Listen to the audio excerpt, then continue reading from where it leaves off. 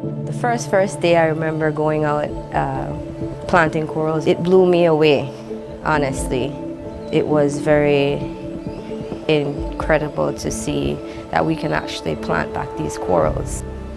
We take starts from the older corals that are already dying, the remains of it, and we basically use that as seeding to put back out on our nursery, and after it blooms from there, we outplant.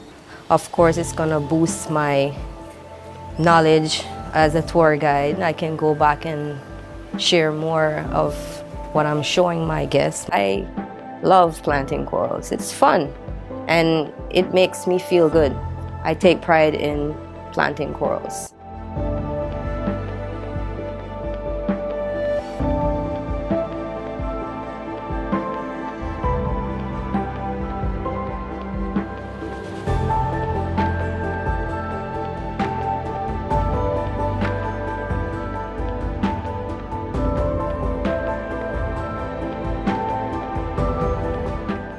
As a tour guide, it works out great.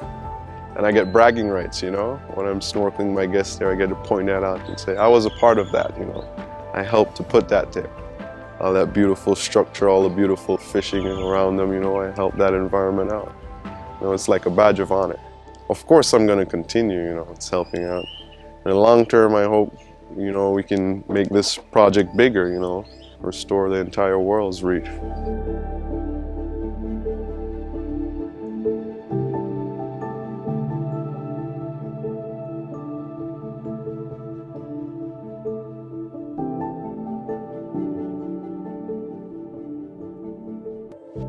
Shipment of seafood declines every year.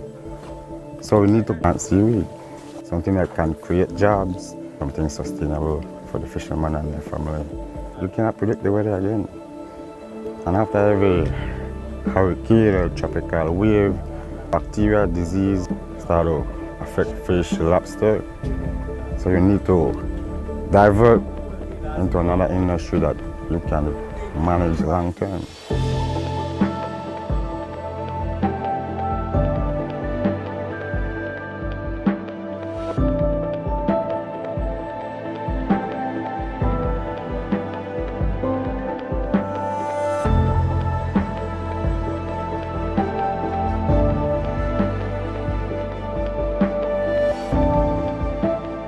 Overfishing is becoming a problem in Belize. One of the solutions is basically to teach their daughters, their sons, to become more involved in agriculture. As I want generation and generation to keep on doing this. If we don't continue to do this, it's all gonna go one day.